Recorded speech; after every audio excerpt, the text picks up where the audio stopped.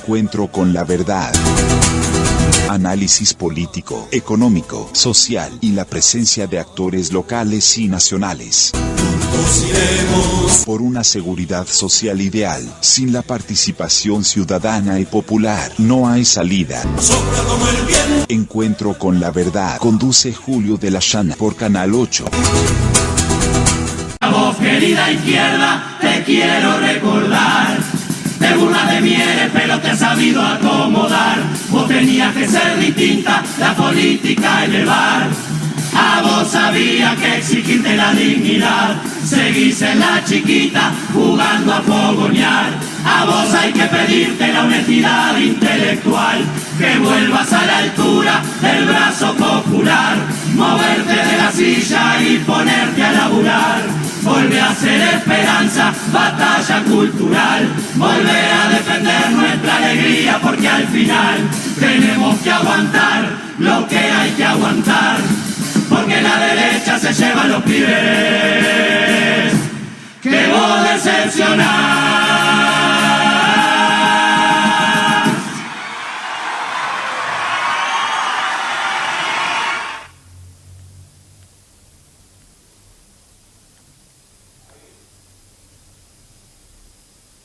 Bueno, estuvimos pasando esta murga, que hay una cuestión que teníamos para hablar ahí. Bueno, buenas noches, si es que corresponde, buenos días, buenas tardes, lo que sea. Esta murga que pasamos es parte de algunas cosas que vamos a conversar hoy. Y una de las cuestiones es la referida a cómo se sueña con la posibilidad, por un conjunto de frente amplistas, por estos murgueros, se sueña con la posibilidad de que el Frente Amplio pueda cambiar. Lamentablemente, el que no vea que el Frente Amplio es ya hace un tiempo largo, en realidad el 2005, pero agravado en el transcurso de sus primeros 3 gobiernos, que no vea que la nueva derecha es muy triste. Un partido político que lleva al ministro de Economía, Danilo Astori, a que le dé el visto bueno Washington, nunca va a ser un gobierno soberano. Un gobierno por 3 periodos, que no denuncia una deuda externa totalmente innecesaria, porque al país le sobra dinero, no es un gobierno que se pueda esperar nada de él. Lamentablemente, ojalá no fuera así. Siempre lo decimos. Ojalá los cambios que precisa el país y que cada vez va a precisar más, los hiciera la coalición multicolor o los hiciera el Frente Amplio. Tener una deuda innecesaria que no solo es todo el dinero que pagas y aportás, sino que te pone condicionamientos.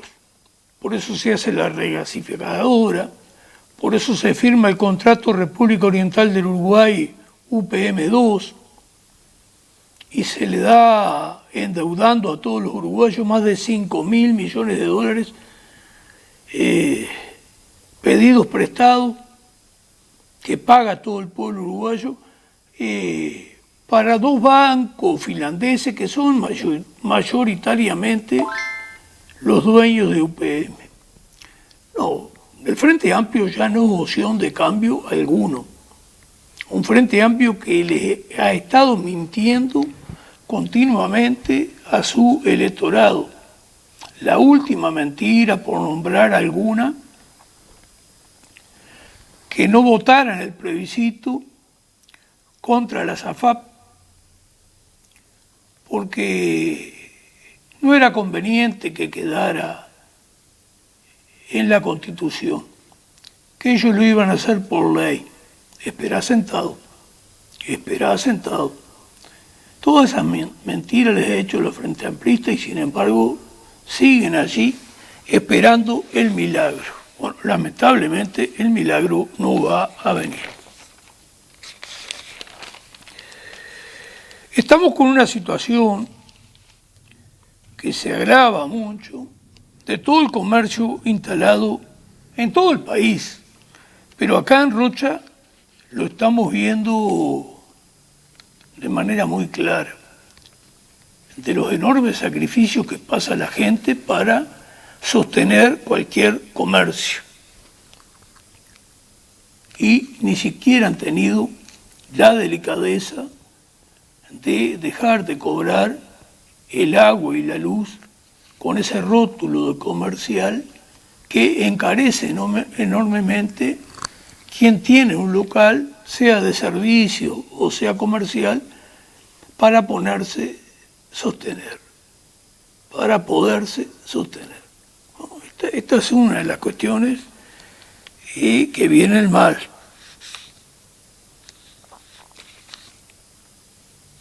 Bueno, nosotros ahora, Homero, que te puse bastante desordenado ahí, iríamos a pasar el video de Marcela Barrios desde el minuto 1,50 a 4 minutos con 40 segundos. Ese video nos va a mostrar, y hoy vamos a hablar un poco de ello, de los burócratas que se han ido formando justamente en este gobierno del Frente Amplio, también en la multicolor, burócratas al servicio del gran capital. Burócratas a su vez que se relacionan en alguna medida con burócratas del movimiento sindical, de su cúpula, de su dirección. Allí hay gente que también se presta, está al servicio del gran capital. Bueno, si tienes pronto, Vero. La verdad que de toda la introducción surgen como varias cosas, ¿no? Desde lo que hace a nuestro trabajo cotidiano y los distintos desafíos que surgen y esto más concreto. Y en el caso por ejemplo, nosotros no tenemos un conflicto, lo que tenemos es una situación que trascendió en la prensa, pero no es algo que no hay un sindicato realizando un conflicto. Dada esa información, finalmente nosotros tuvimos contacto con la empresa, y la empresa lo que nos transmitió es que ellos están iniciando un camino de pensar y proyectar determinadas cosas a nivel mundial, o sea que trasciende específicamente lo que es Uruguay. También estos días ha estado sonando mucha cosa de que bueno, que Uruguay es caro, y que en este caso puntual es una empresa alemana que tiene operativa en distintos países y que por temas de decisiones empresariales que obviamente buscan optimizar sus costos, la operativa de Uruguay, la operativa de Alemania, la operativa de Malasia, la operativa de Brasil, hay distintos puntos que van a mudar esa parte para India, a modo de concentrar todo, y en algunos casos también de tener más cercanía con ciertos puntos logísticos donde ellos tienen operativa.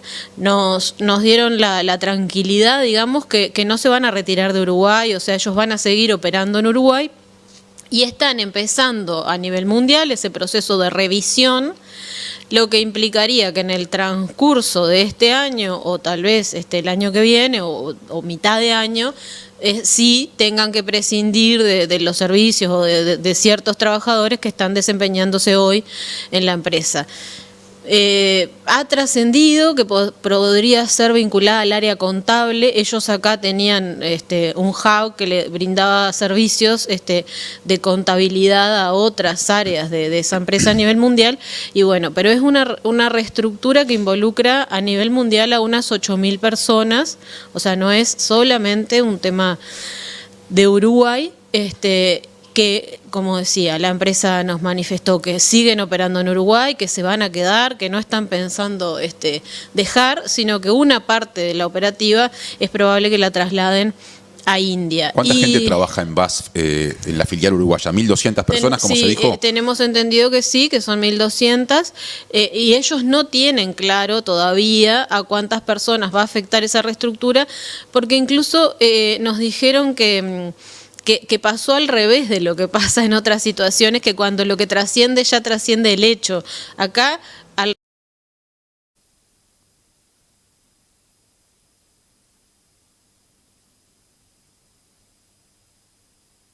Bueno,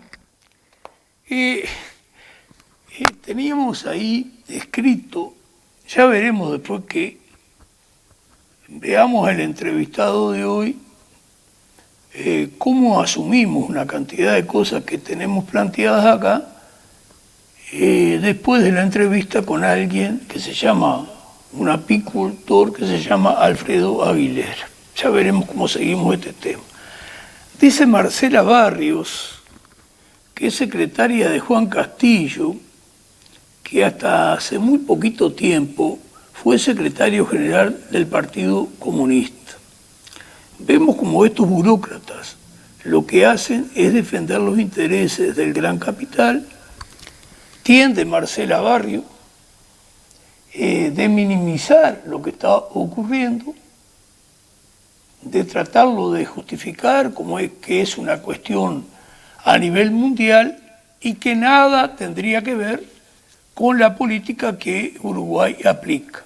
Y es todo lo contrario. Esta pérdida de trabajo nuevamente se debe al modelo que Uruguay está aplicando.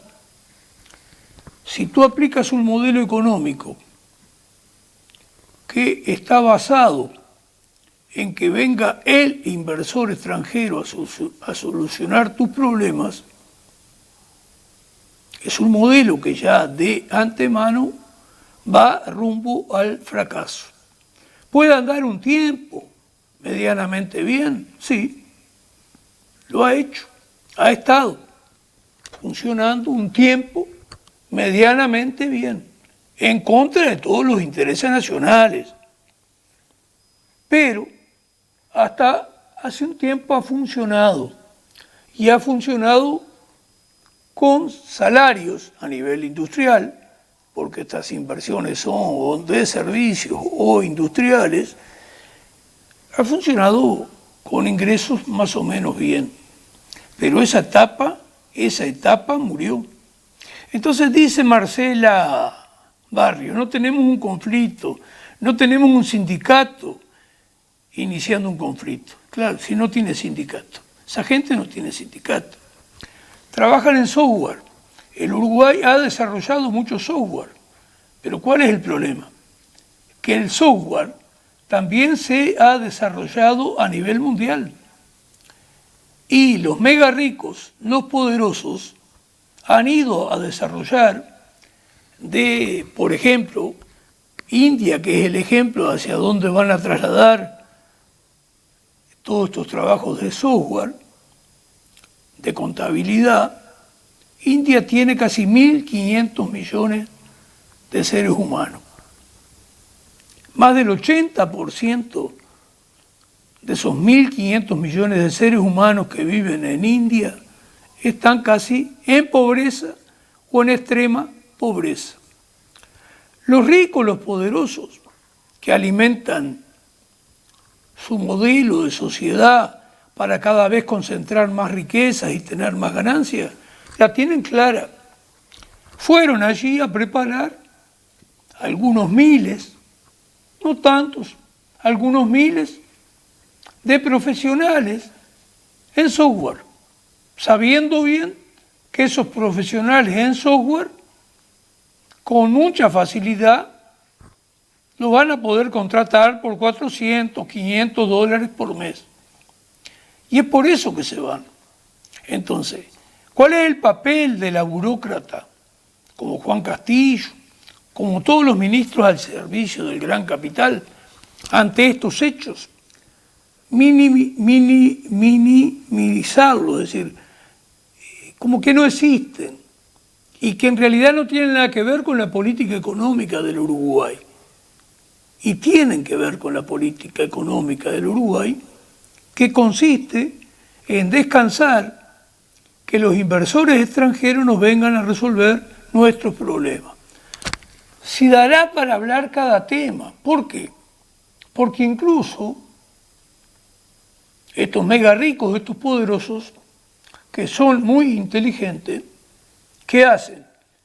Para todo lo que hacen, tienen un discurso que aprovechan a difundir machaconamente a partir de sus medios de manipulación de la opinión pública, porque claro, el gran capital no es solo el dueño de todas las riquezas cuando un país no tiene una política soberana de defender sus riquezas y utilizarlas con el objetivo de resolver los problemas de su gente.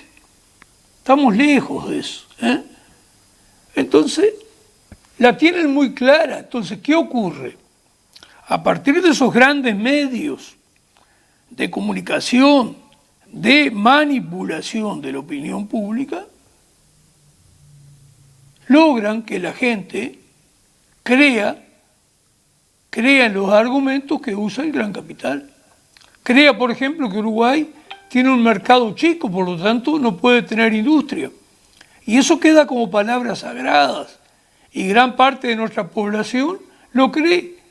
Y bueno, ahí es que aparecen estos deliciosos, estos deli, que se dedican a servir al gran capital. Claro, cobrando bien. No ni cerca la plata que hace el gran capital. Cobran chirolas en ese aspecto, comparando con las grandes ganancias que tienen los grandes capitales. Más que nada a nivel transnacional, internacional, mundial, pero también grandes capitales que hay en el país y que hacen enormes ganancias.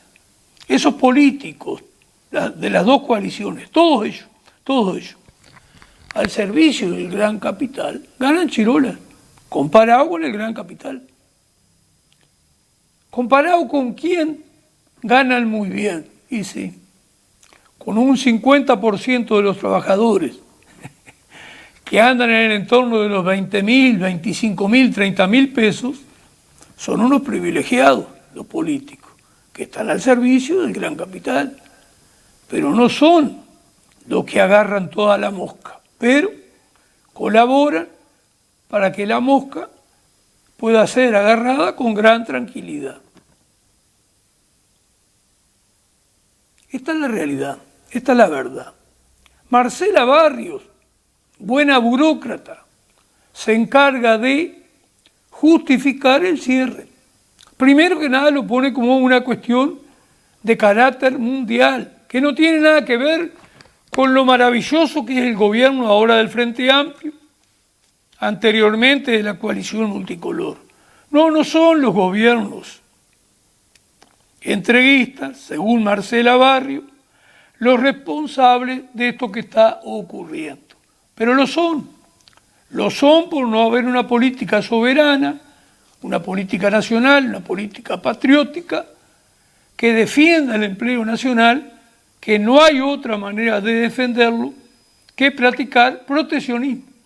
Si no practicamos proteccionismo, el empleo nacional cada vez va a ser menor, cada vez va a haber más miseria y más desempleo. Y sabe que va a crecer, ¿no?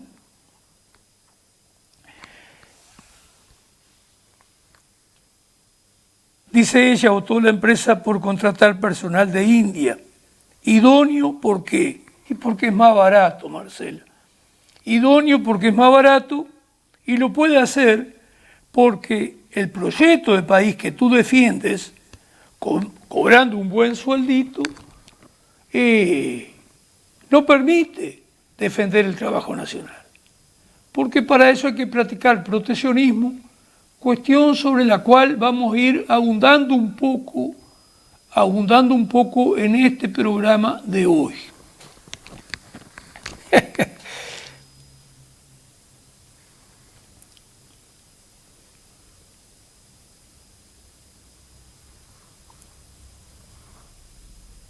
Nos dieron la tranquilidad para ir liquidando esta parte con Marcela Barrios, secretaria de Juan Castillo, es secretario general del Partido Comunista. ¿Qué te parece? En lo que hemos terminado. Nos dieron la tranquilidad, dice Marcela Barrios, que van a seguir operando en Uruguay. Ha trascendido que podría ser del área contable. Ellos tenían acá un hub que les proveía de servicios, software. Esto es, dice Marcela Barrios, una reestructura que prescinde a nivel mundial de 8.000 personas. Barrios insiste que es una operativa mundial y que en Uruguay se quedarían. ¿Qué es lo que hace Marcela Barrios como buena burócrata? Que es transmitir tranquilidad, insistir que la empresa se queda acá, cuestión que no va a ser así, y seguir mintiendo para justificar su puestito y dar tranquilidad en algo que ya está acordado con gerentes de BASF, la empresa que se va, esta empresa de origen alemán, multinacional, que trabaja con productos veterinarios, entre otros. Que en caso de hacer declaraciones a algún gerente, ya fue conversado para que diga que sí, que por ahora la reestructura termina por acá, que es un plan que tenían a nivel mundial. Por supuesto, como dice el dicho, entre bueyes no hay cornadas y van a colaborar. Bueno, yo tenía algo más con alguien que me entristece lo que pasó. Y este tema, como no lo abordé totalmente, me va a obligar a seguirlo una vez que termine la entrevista con el apicultor. Escuchamos a Natalia Barbé, lo cual nos dio cierta tristeza, porque Natalia Barbé hoy es una secretaria de conflictos de la Central, de la Convención Nacional de Trabajadores, del PICNT. Y esta mujer defendió, como integrante de ATS y como integrante del MON, de Movimiento Nacional en Defensa de la Seguridad Nacional, la eliminación de la SAFAP. Pero parece que el planteo de un plan soberano, popular, a favor del pueblo uruguayo, se le agotara acá a Natalia Barbé. Y me da lástima.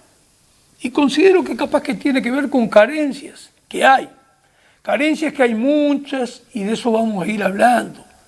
Carencias de un pueblo que la propaganda machacona de los poderosos, de los mega ricos, les ha hecho creer que no hay otra realidad que esta que vivimos. ¿Y qué dice Natalia Barbé, que es un poco triste? Dice que esta gente que recibe una cantidad de ventajas, de prebendas, de beneficios, debería fijarse una fecha para no irse. No seas mala, Natalia, no seas mala. Esto es un país entregado. Esto es un país donde nuestros gobernantes son vendepatrias. En este país, eso que tú planteas es soñar. Yo anoté esto. Esto es pintar un mundo no existente, que oculta la dependencia del Uruguay y a partir de allí inventa una fábula sin luchar. Inventa una fábula sin luchar.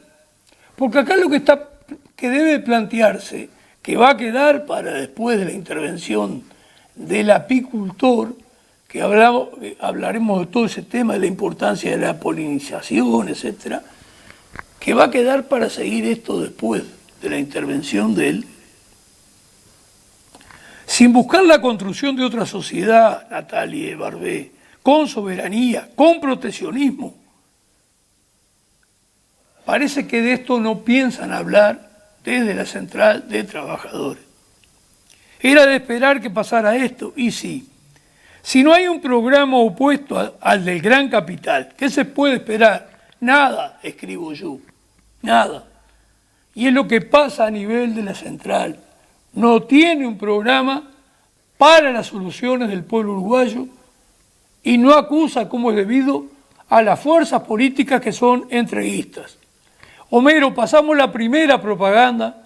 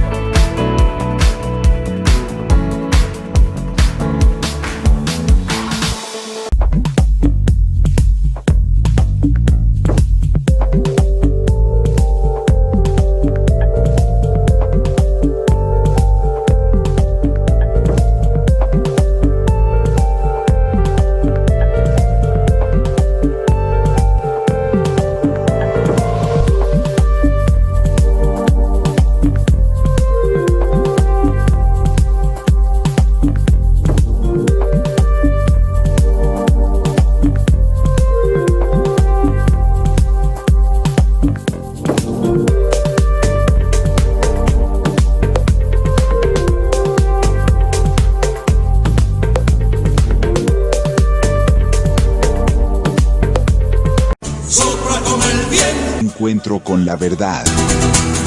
Análisis político, económico, social y la presencia de actores locales y nacionales.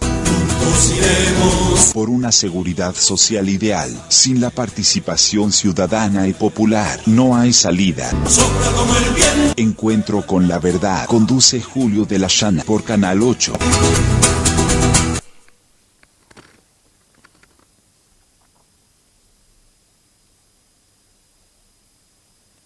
Vamos a ir hablando algo mientras esperamos la llamada de este apicultor.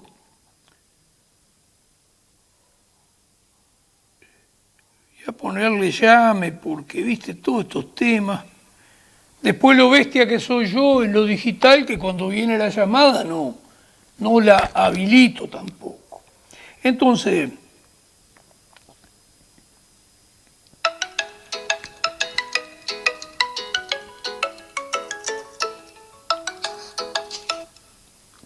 ¿cómo le va? ¿Anda bien? Tranquilo, todo bien. Bueno, solucioné un problema acá porque estuve sin internet desde ayer, martes 17 de febrero, hasta hoy, que fui por 2 veces ante el Ansel, antes del mediodía, ante las 12 y a las 3:30. Y sin embargo, que creo que el personal que anda en la calle trabaja hasta las 18 horas, no apareció para nada. Así estamos, así se desprestigia el Estado y después privatizamos todo o extranjerizamos todo. Sí, ¿no? Estoy en contacto con Alfredo Aguilera, a quien le estoy agradeciendo esta participación. Es un apicultor que sabe mucho en lo referido a todo lo que es la abeja, y empezaríamos con la siguiente pregunta. ¿Cómo estamos en cuanto a polinización? Y bueno, y entre otros aspectos, el papel de los agrotóxicos que se usa a mansalva sobre este animalito y cómo entorpece, y más que nada usted, que esa parte es importante, que nos diga los beneficios que aporta la polinización. Bueno, buenas noches, Julio, y la verdad que un saludo. Primero, gracias por la comunicación y darme el tiempo para hablar de este tema que tanto nos apasiona a todos los apicultores. Y segundo, bueno, por supuesto, un saludo a todos los televidentes. Bueno, como la mayoría de ustedes sabe, las abejas tienen un rol absolutamente fundamental en el tema de la polinización. Capaz que tendríamos que hacer un poco de historia. Hable nomás. Las abejas están sobre la faz de la... Hable. No, lo que le decía es que las abejas están sobre la faz de la Tierra muchísimo antes que los seres humanos. Las abejas y todos los parientes, en realidad las abejas, las avispas, las hormigas, las mariposas, son todos del género Apis. Y bueno, aparecieron millones de años antes de que apareciera el primer pariente nuestro colgado de los árboles. Y eso ha tenido algo que a mí me parece que es importante, y es la adaptación que ha tenido el ser humano y una cantidad de especies a justamente las abejas.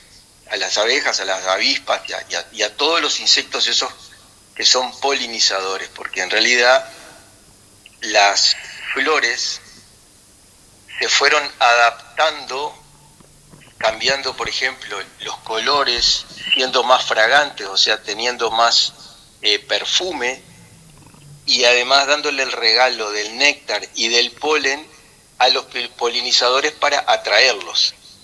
Que por supuesto que esto que estamos hablando ahora tan simplemente se dio en una evolución de millones de años, ¿no? Entonces, poco a poco las plantas fueron dependiendo de los polinizadores para poder reproducirse. Y los polinizadores se fueron haciendo cada vez más eficientes para lograr esa polinización.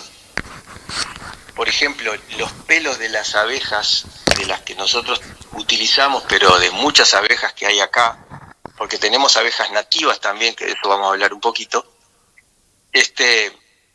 los pelos de las abejas tienen una carga eléctrica que lo que hace es atraer el polen de las flores, y el polen de las flores queda pegado al cuerpo de la abeja.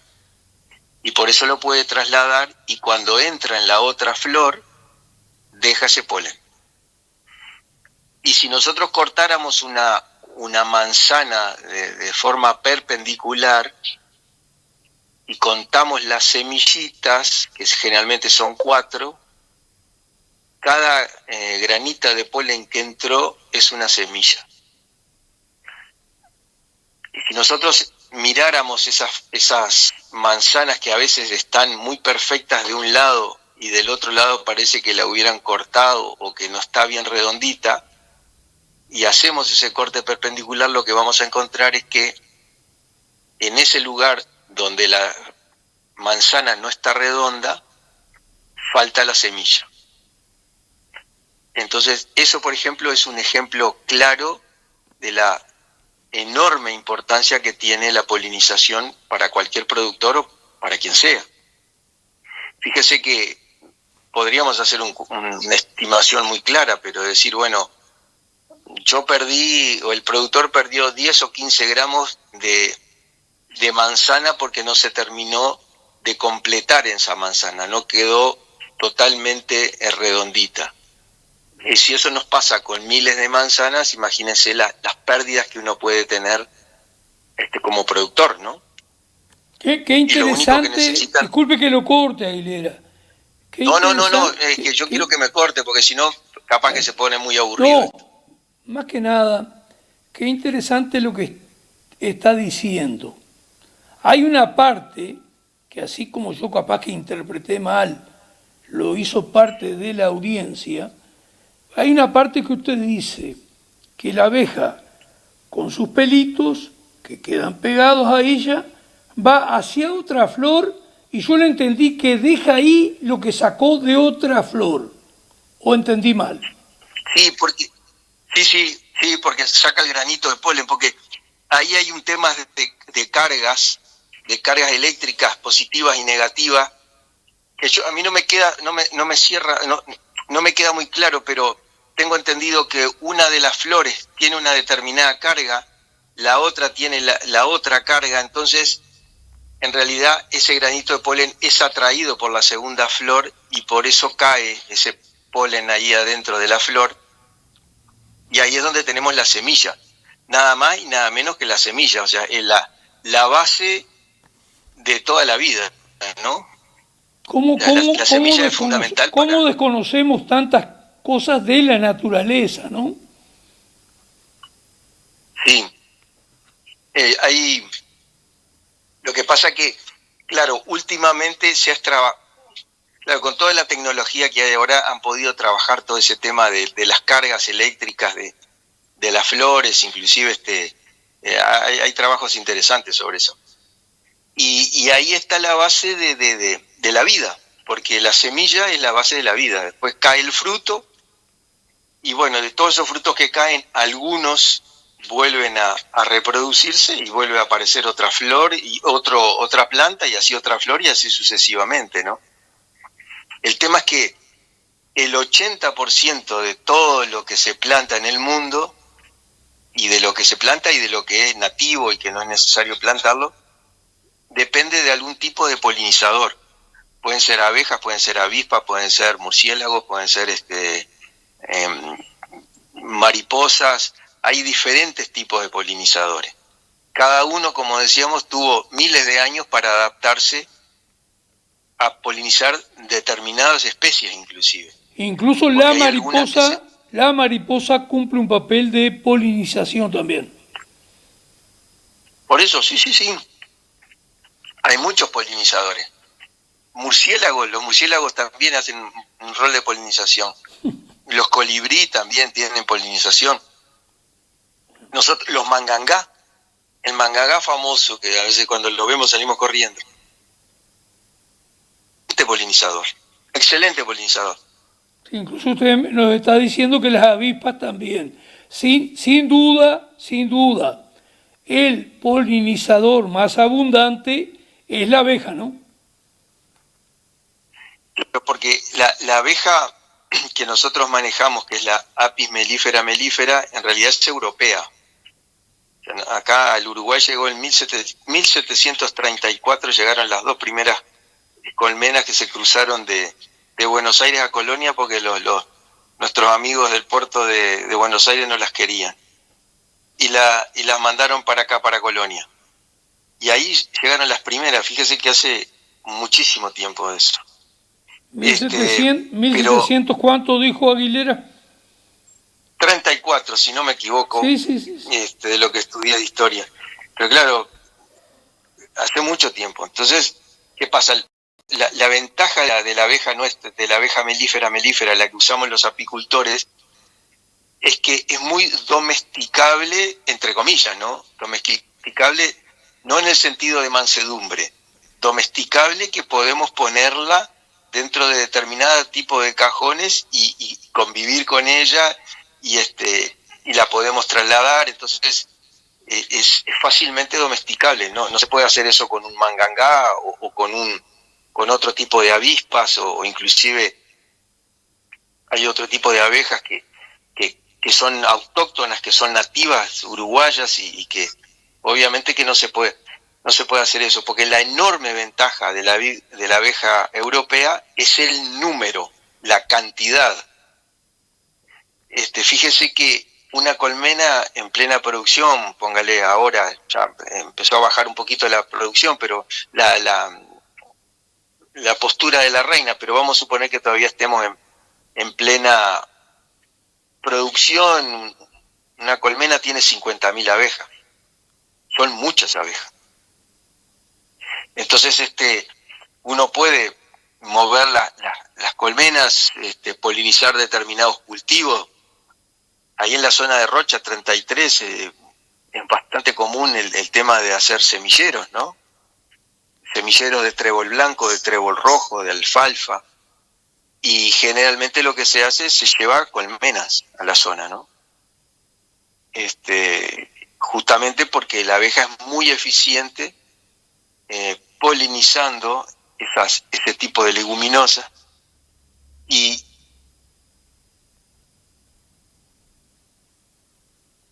así que sería importantísimo en lo referido a lo que es especialmente las leguminosas y las gramíneas de praderas artificiales. No sé si no estamos cortados. ¿Tú qué percibes ahí, Homero?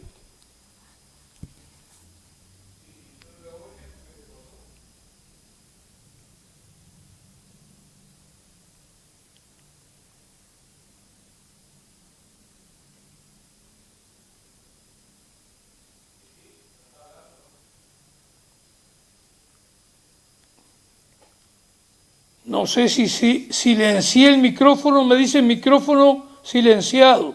¿Usted me escucha, Aguilera? ¿Ahora me escucha? Hola. Sí, ahora sí. A ver ahora, Aguilera. Hola. Sí, ahora lo escucho. Lástima que hubo una interrupción ahí. ¿Usted no me escucha? ¿Usted me escucha ahora?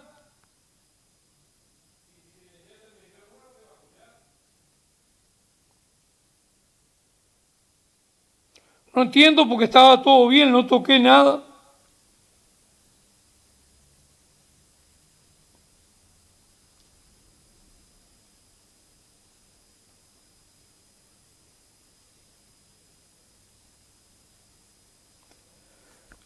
Bueno, sinceramente odio todos estos aparatos. No sé qué pasó. Homero, que es el hombre que me ayuda a veces. ¿Para ti está todo normal ahí, Homero?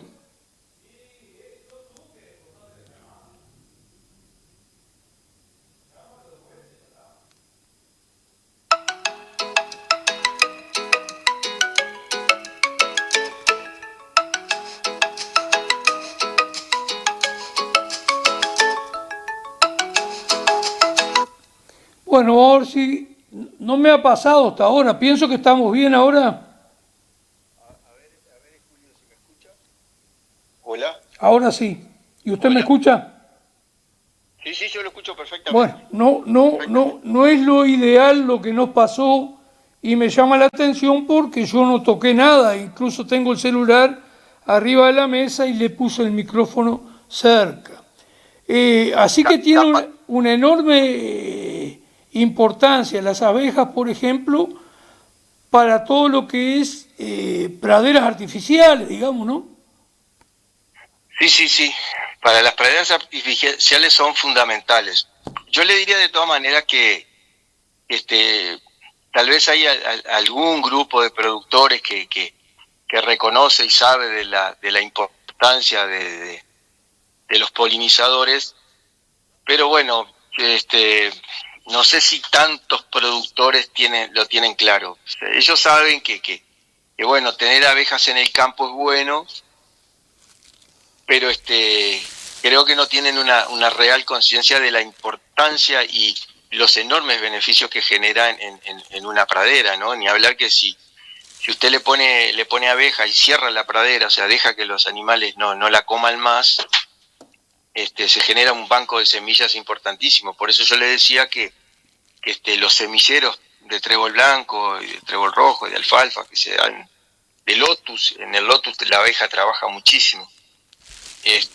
Siempre necesitan abejas melífera de este tipo para mejorar. Y bueno, por supuesto, estamos hablando de una cantidad de plantas que necesitan de la polinización.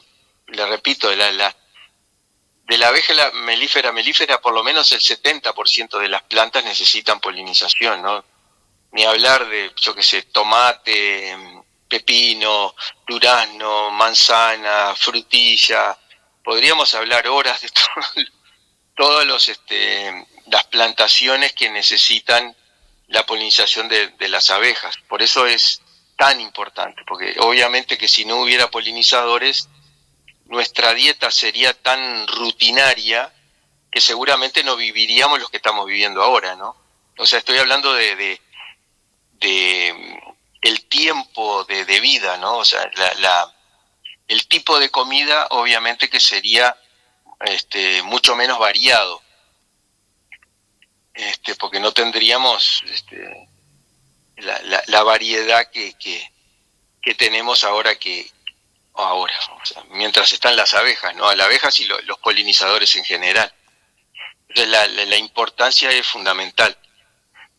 El tema es que, bueno, asociándolo un poco con el tema de los agrotóxicos, yo creo que todos los televidentes han escuchado los problemas que ha habido con la mortandad de colmenas que hemos tenido este año.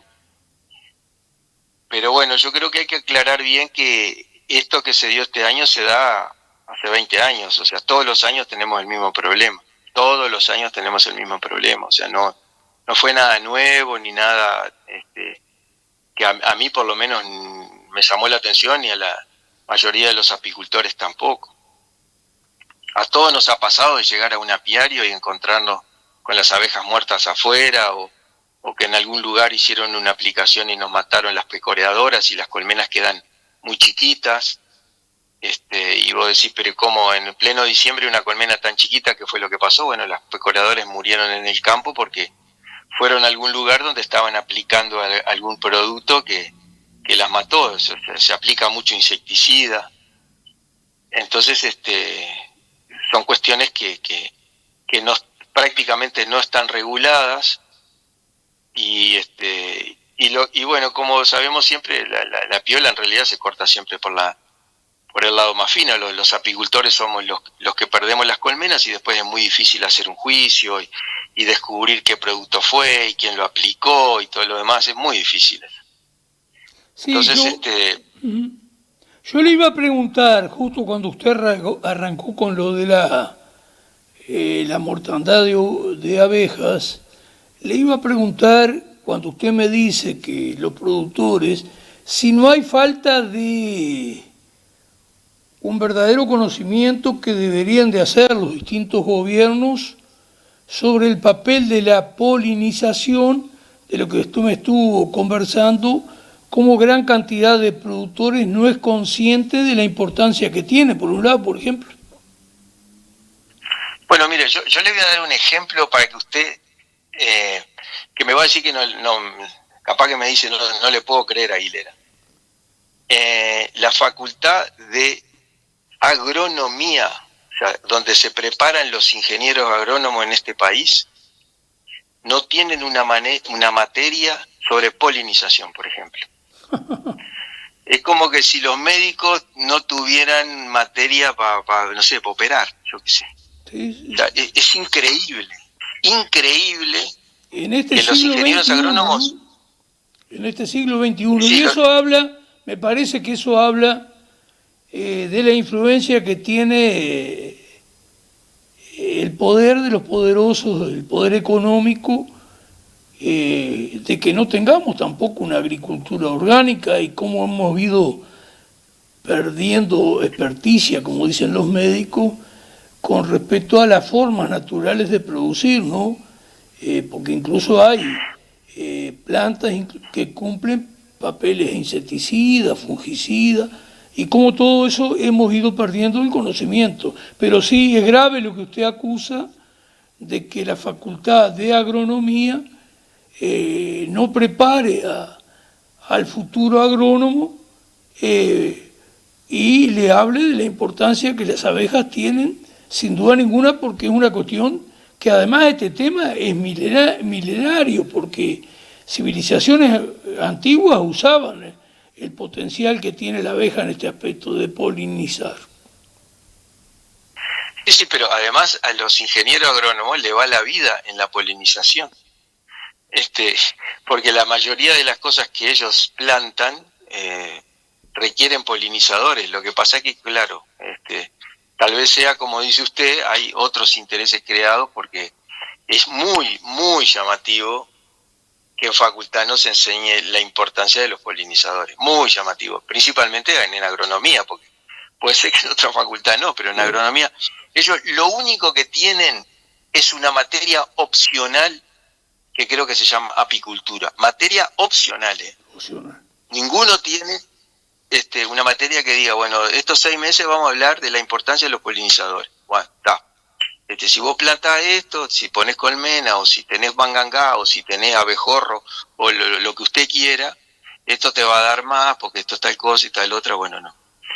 E incluso que los gobiernos no se encarguen en todas las comisiones, actividades que tienen de fomento de lo rural y la producción, que no haya conciencia de la importancia de la abeja, también habla de estos intereses de grandes capitales transnacionales, de grandes corporaciones, que sin duda están pesando e influyendo en las cátedras, ¿no? Y en los propios gobiernos, ¿no? Y bueno, seguramente haya algo, porque es muy llamativo ese tipo de situaciones que se den, ¿no? Que esta gente no aprenda sobre polinizadores. Porque claro, capaz que le buscan la vuelta de otra manera, como sabemos, ¿no? Aplicando determinados productos que le salen plata al productor y que después, además de todo eso, le perjudican la salud al mismo productor que los aplicó, ¿no? Como ustedes ahí en Rocha, sí conocerán de la historia de las aplicaciones en las arroceras y en todos los lugares donde la aplicación de agrotóxicos. Tuvimos un contacto ya, quizás volvamos a él, que fue una médica que se preocupó y hace 2 años o 3 hubo movilizaciones en el norte del departamento y es increíble la cantidad de gente que se enferma. Yo el otro día, hablando con un parroquiano que es de esa zona, él decía, habría que hacerle venir a tanta gente que defiende esto, y los políticos especialmente, que vinieran cuando se fumiga con los hijos de ellos a estar acá, como está la población del norte del departamento. Sí. Es un problema que ya trae acarreado muchísimo tiempo. Conozco a la doctora esa que usted me mencionó, tuve el placer de conversar con ella, ellos replicaron algo que se está haciendo en Argentina, que eran que hablaban de los pueblos fumigados, y bueno, hicieron hacer el relevamiento casa por casa de cómo les está yendo el determinado cantidad de enfermedades que han tenido y todo lo demás. Pero mire, yo le voy a contar algo, estamos medio sobre la hora, pero le voy a contar algo. Juegue tranquilo. En el año 2017, el presidente de la Sociedad Apícola Uruguaya, el doctor Rubén Riera, doctor oncólogo, uno de los tipos que más sabía sobre la influencia de los agrotóxicos en la salud humana, hizo un informe basado en los datos de la Comisión Honoraria de Lucha contra el Cáncer, donde demostraba que en el pasaje del tiempo habían aumentado 3 tipos de cáncer: los mielomas, los linfomas no hodgkinianos, y me falta uno más. ¿Qué pasa? Estos 3 tipos de cáncer, la bibliografía científica demuestra que están relacionados con el uso de los agrotóxicos. Y casualmente en el Uruguay, desde que se empezaron a usar, empezaron a aumentar esos tipos de cáncer. En el año 17, y lo tengo acá en la computadora, el doctor Rubén Riera con 2 compañeros nuestros más tuvieron una entrevista con la Comisión de Salud de Diputados. Yo tengo la versión taquigráfica de eso. Después de salir de la comisión, nosotros dijimos, bueno, después de haber dado toda esta información y que los diputados vieron que la cosa está complicada, supongo que el teléfono va a sonar y nos van a llamar para empezar a trabajar, armar una comisión, ver cuáles son los productos que están afectando la salud de los uruguayos, todo lo demás. Nunca nadie de ningún partido político volvió a llamar por ese tema. Y bueno, mire, nosotros estamos hablando del comienzo del programa, que empieza a las 10:05 por ahí. Estamos hablando de todos los aliados, de todos los alcahuetes que tiene el gran capital.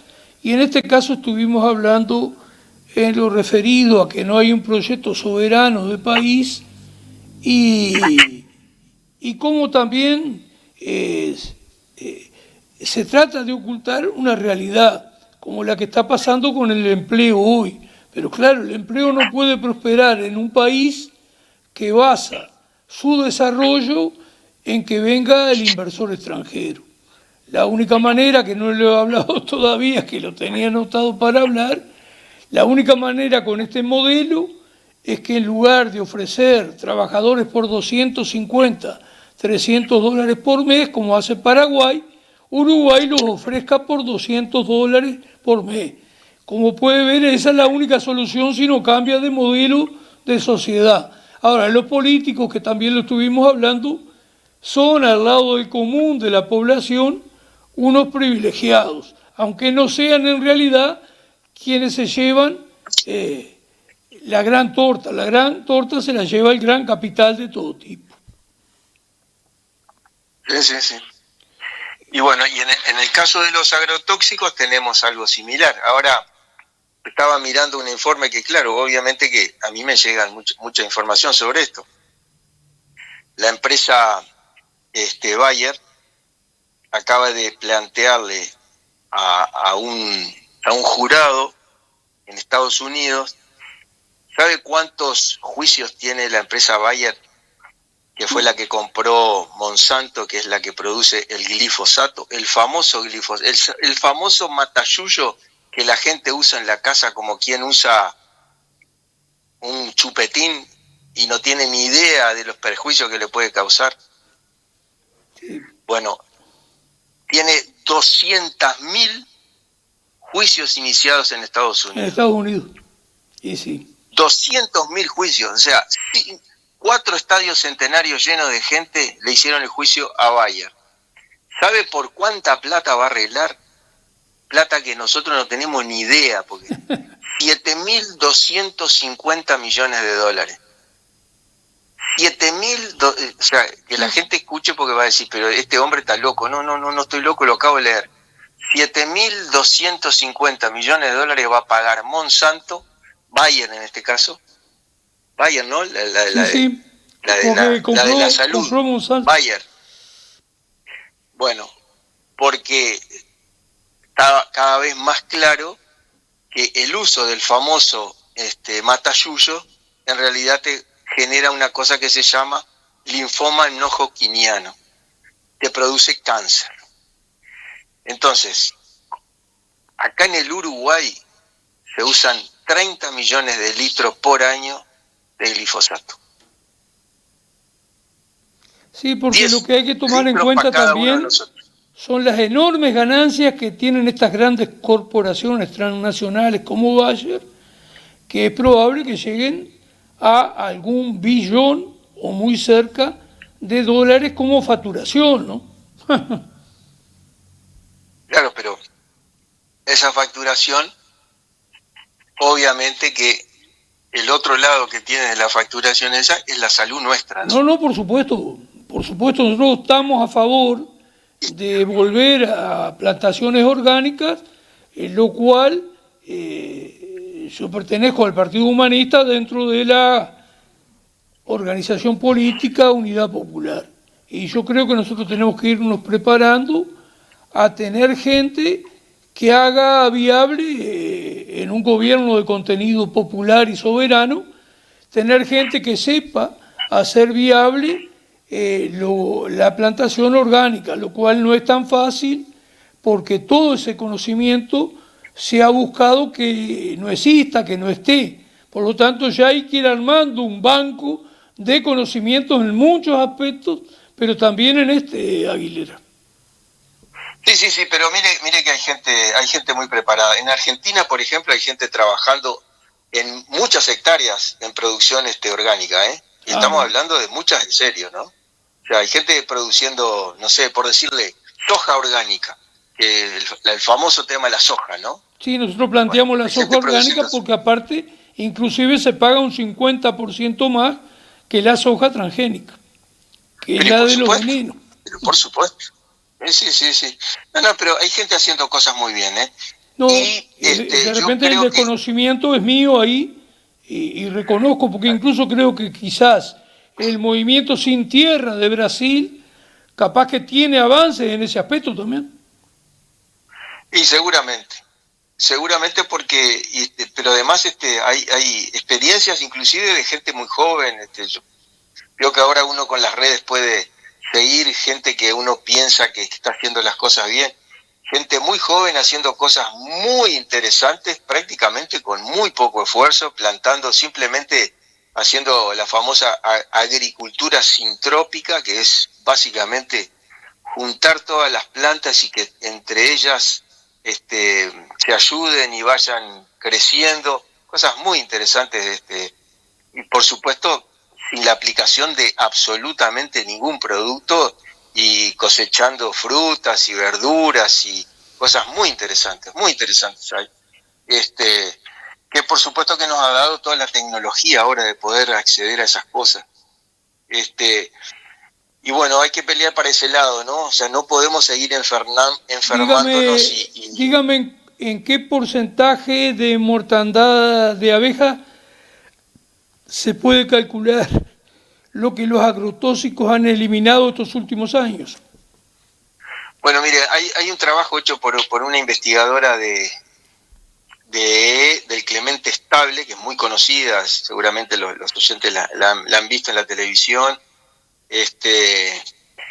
Ella habla, ellos en realidad hicieron un trabajo a nivel de Sudamérica, no solo de Uruguay, y hablaban de un 30% de mortandad, que es una locura, porque estamos hablando que el Uruguay tiene 550.000 colmenas, o sea que se mueren más de 150.000 colmenas por año.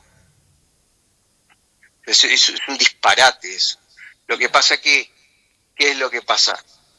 Que el apicultor repone rápidamente esa colmena que se murió, porque en 20 días cría una reina y hace una división y ya a los 40 días están naciendo las primeras abejas y de repente ya repuso esa colmena. Por supuesto que esa colmena que se murió ese año ya no va a producir nada. El tipo perdió mucha plata ahí, pero ya está repuesta la colmena. Entonces, si eso pasa, si en el Uruguay pasara algo similar como nos pasa a los apicultores con los terneros, hubiera caído el ministro de Ganadería y yo creo que el presidente de la República también. Bueno, eso está muy claro por muchas cosas que nosotros, a partir de este programa que se llama Encuentro con la Verdad, porque hay tanta cosa para hablar, vamos diciendo despaciosamente. Una de las cuestiones es que es un aliado y es parte de quien desde el principio está unido a los imperios de turno, que es la oligarquía vacuna, que incluso ha influido mucho y hoy está influyendo para que ni siquiera haya un desarrollo de la pesca nacional. Y ni hablar, que nosotros pensamos que hay que, de futuro, producir carnes alternativas como puede ser el chivito, el carpincho, el ganso, el pato, conejo y algunas que me estoy olvidando. Bueno, y entre otros para consumir el pollo suelto, criado suelto, que es de enorme calidad su carne. Sí, ahí quédese tranquilo que ahí hay una revolución, se puede decir, si llega a ser afectado la oligarquía vacuna.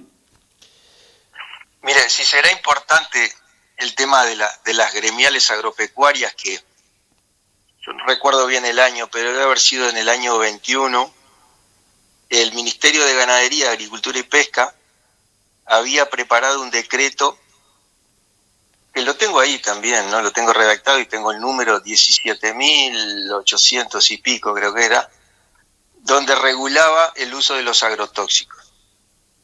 Había toda una regulación, un decreto que estaba muy bien hecho, muy bien armado. Primer decreto que más o menos empezaba a controlar lo que es el uso de los agrotóxicos en el campo uruguayo. ¿Y sabe lo que pasó? ¿Qué pasó? La gremial de los plantadores de soja ahí de la zona del litoral del país se reunió con el que en ese momento era el director de los servicios agrícolas del ministerio, que era el señor Leonardo Olivera, y decidieron echar para atrás el decreto y nunca más apareció ese decreto. El señor Leonardo Olivera, porque obviamente que fue muy cuestionado y principalmente los apicultores que estábamos esperando eso, yo salí, me acuerdo, a la prensa y me mandó decir el ministro que estaba enojado conmigo y bueno, está una cantidad de situaciones que no vienen al caso, pero en definitiva el señor Leonardo Olivera terminó diciendo que iba a dejar a la libertad responsable.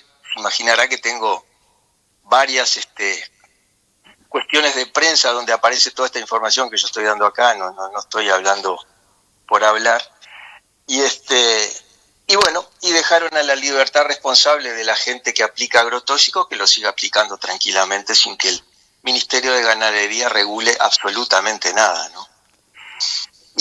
Y además es una cuestión que yo creo que es bueno que los oyentes entiendan también, ¿no? Acá no pasa por un tema de este partido político o el otro o el otro. El Ministerio de Ganadería, Agricultura y Pesca es el amo y señor de todas las decisiones que se toman con respecto al agro y a lo que se aplica y a lo que no se aplica.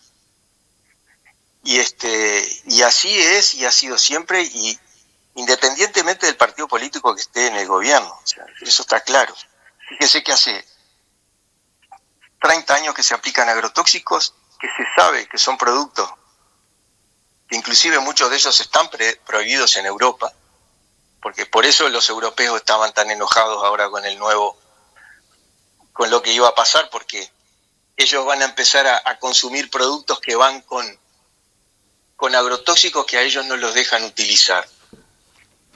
Entonces, eso y otra cosa, agrotóxicos que ellos producen y nos venden a nosotros, pero que no se venden en Europa, ¿no? Eso también. No, es cierto todo eso. Vamos a tener que tener otra charla, Aguilera.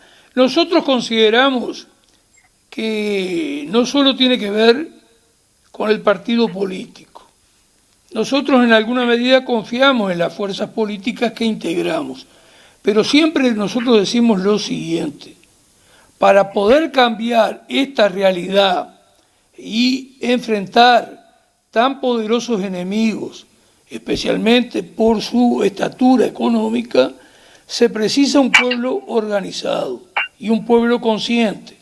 De esto estamos lejos todavía. Nosotros somos de los que decimos no nos vote solo, sino que busquemos organizarnos. Nosotros somos de los que sostenemos que sin pueblo organizado detrás, en serio, en este mundo de hoy, con todas estas corporaciones y todos estos enormes capitales, es imposible hacer ningún cambio. Como bien dice usted, aparece dentro de los partidos incluso gente con buena intención, no es la única esta que usted dice. No, por supuesto. Pero no, es inviable cambiar hasta que no tengamos una población organizada, por un lado, que levante un programa distinto y que sea realmente un pueblo, no cuatro gatos locos, que son los que podrán imponer otras políticas que serán en bien del ser humano y de la humanidad. Pero estamos lejos todavía. Sí. Bueno, Julio, yo agradezco, capaz que aburrí un poco, pero bueno. No, pienso que no. Lo que sé es que más adelante lo vamos a volver a invitar a Aguilera. Bueno, que pase bien, un abrazo. Bueno, un abrazo, que pase muy bien. Muchas gracias por el espacio. Está bien. Bueno, Homero, yo diría que haríamos la segunda propaganda.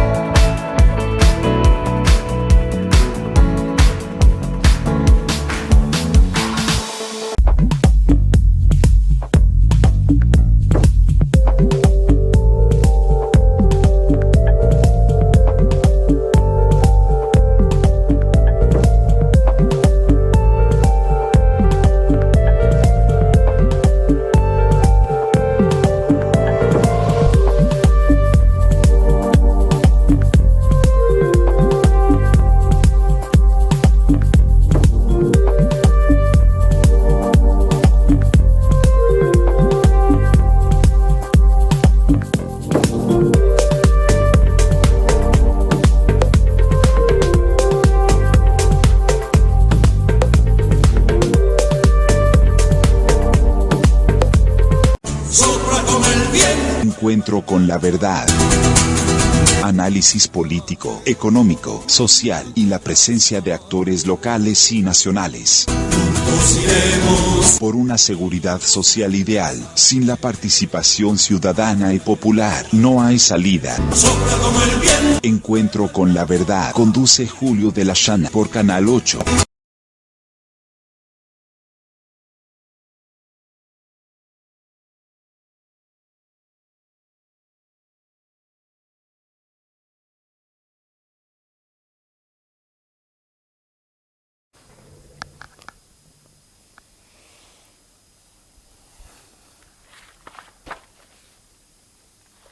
Bueno, ¿cómo les va?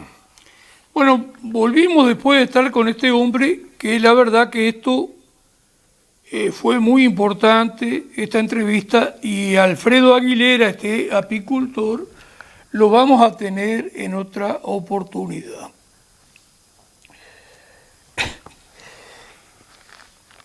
Tenemos algunos temas a tratar y dejamos eso que ya habíamos hablado, lo dejamos. Incluso para el día de hoy teníamos 2 videos con música alegre de de la zona de Centroamérica, del Caribe, que atacaban a Donald Trump. Que simplemente vamos a decir, ya vamos a tener que tener un programa donde le dediquemos cierto tiempo a la situación internacional que estamos viviendo. Nosotros no somos muy afectos a tratar los temas internacionales. Consideramos que tenemos mucho para hablar de los temas nacionales, departamentales, pero más que nada nacionales, pero lo departamental es muy probable que en el transcurso del año se atiendan a algunas cuestiones que aparezcan a nivel del departamento, pero reitero, no somos muy afectos a tratar los temas internacionales. Pero, la realidad que hoy estamos viviendo obliga que estos temas sean analizados.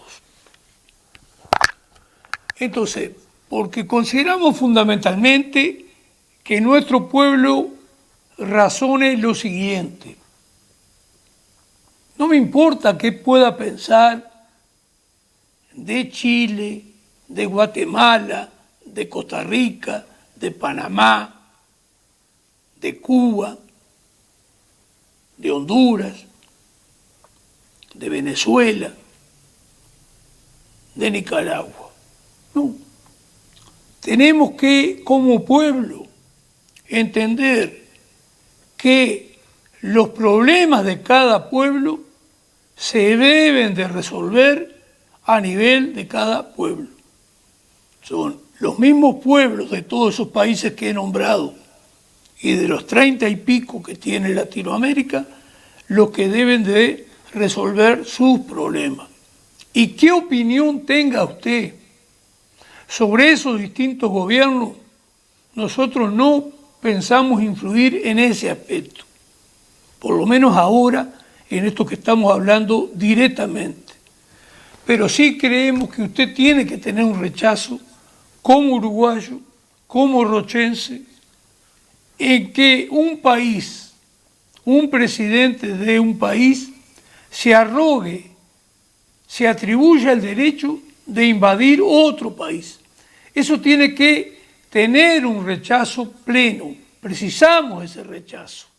Precisamos que ocurra ese rechazo. Si querés, Homero, pasa uno de esos videos, uno solo, que hablan sobre la actitud de Trump, cualquiera de ellos. Hay un adulto jugando a la guerra como un niño rico sin educación. Lanza impuestos como fichas desde un trono de televisión.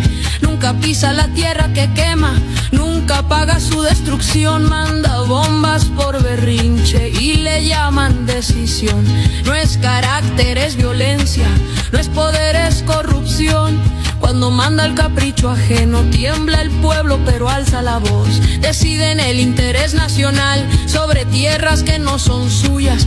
Boca llena de riqueza, manos blancas, balas sucias. El muerto siempre es el pobre, el botín no cambia de dueño. 20 años de invasiones, repiten el mismo cuento. Prometieron libertad, llegaron con ocupación. Se llevaron el futuro y dejaron desolación.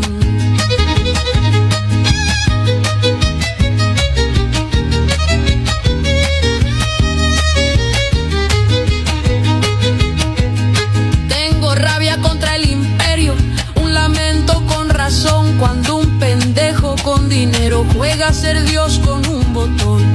No hay guerra que sea juego, no hay misil que dé razón. Solo madres enterrando lo que el rico no lloró.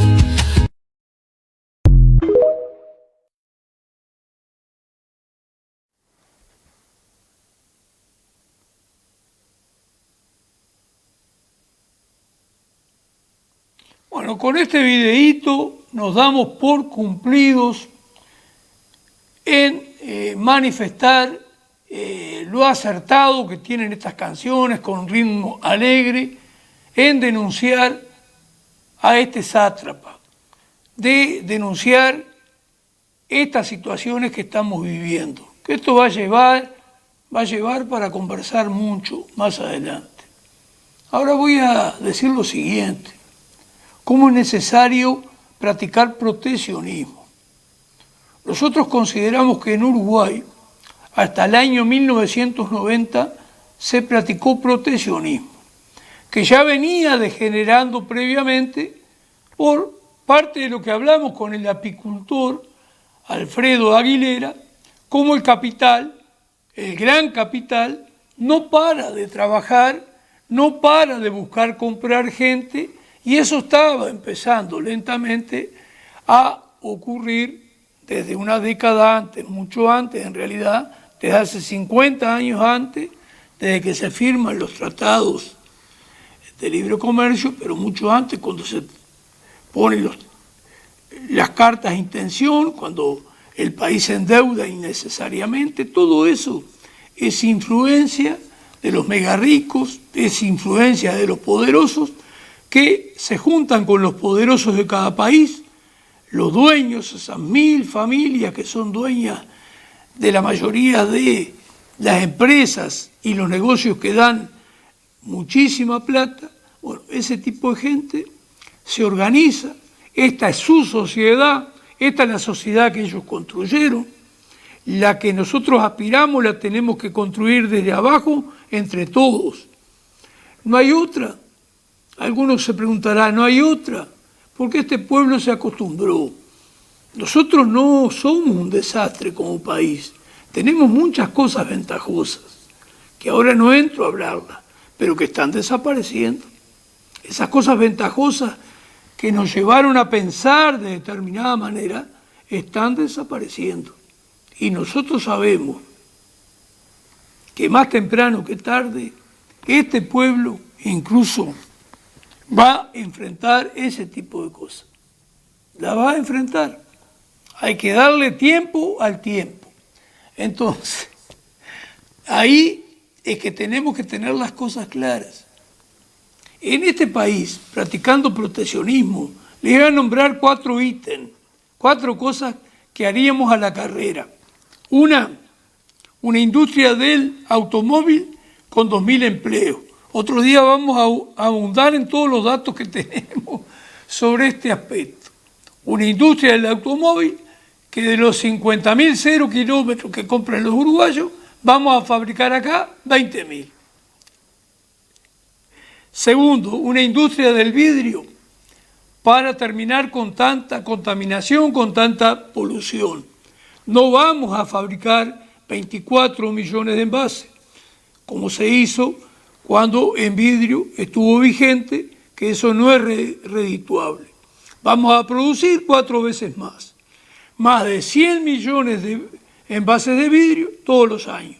Eso hace redituable económicamente el uso del horno, que consume mucha energía y que funciona continuamente las 24 horas.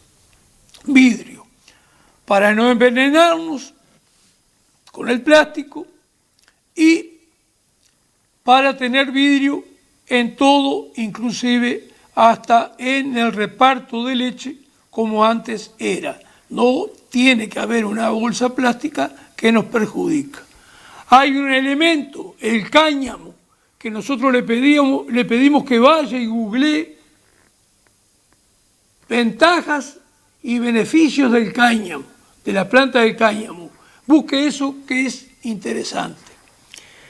El tercer elemento que entraríamos a producir inmediatamente es una industria del papel, que inclusive no vamos a plantar eucaliptus para tener la pasta de celulosa, sino que vamos a plantar cáñamo justamente. Y el cuarto elemento que podemos hacer es las 5.000 viviendas que se pueden hacer todos los años y todos los electrodomésticos para ponerle dentro a esas viviendas. 4.000 personas es el crecimiento chico que tenemos hoy, ese es otro tema a corregir, es decir, volver a tener las familias hijos pero hoy todavía hay 4.000 viviendas para hacer todos los años, 1.000 más para cubrir el déficit que hay. Eso hoy no se está haciendo. Entonces, estas son las cosas que tenemos que hacer. Homero, te voy a pedir, porque vale la pena que la audiencia nuestra escuche a alguien hablar de proteccionismo. Para eso vamos a usar el Tito Costal.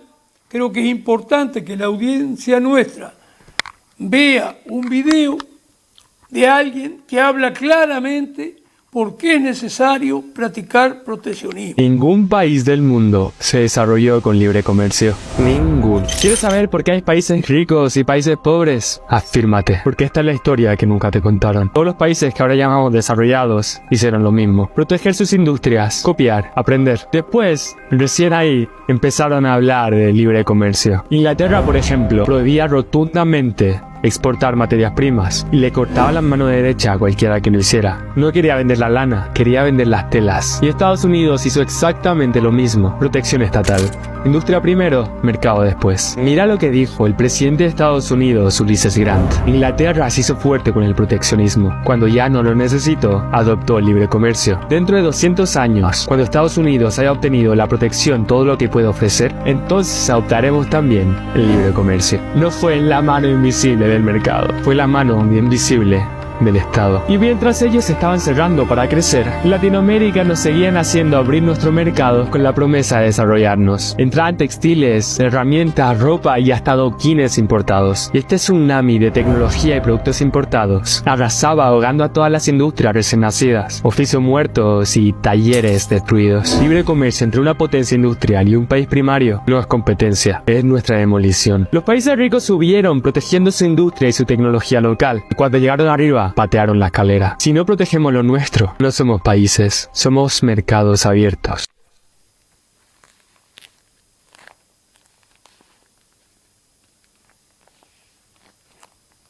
Bueno, el tiempo se nos ha ido. Nos quedaron una enormidad de temas que estaban pensados para este programa, para un próximo programa. Solamente voy a decir que precisamos de esas preguntas de ustedes, saber qué les inquieta en este mes, a no ser el mes que el programa que viene, que va a estar el exdiputado César Vega del PERI. Eso es lo que está prometido. Teníamos para hablar de esta vergüenza de la gente que se opone que haya una perrera y que se mate al perro vagabundo que, por ejemplo, anda matando majadas en el alrededor de cada pueblo. Entonces es necesario una perrera y es necesario controlar ese animalito, incluso eliminarlo. Ahí ya se verá si se lo... Pero tienes que atrapar al animal que está libre, que forma jaurías, que forma manadas y que asesina ovejas. Y después lo otro es que tenemos que atacar la plaga, que es la cotorra, un animal realmente dañino, tiene por costumbre pegar un picotón, una pera, una manzana, lo que sea, y desperdiciarla totalmente. Bueno, se tendrán que ver los venenos que no perjudiquen, digamos, a la población, cosa que hay antecedentes anteriores, que esto pasaba, o algún otro método que la inventiva del ser humano descubra, pero esta plaga hay que atacarla. Y bueno, y la vergüenza de estos grupejos, de estos grupitos que han surgido, incluso de seres humanos que se disfrazan de animales.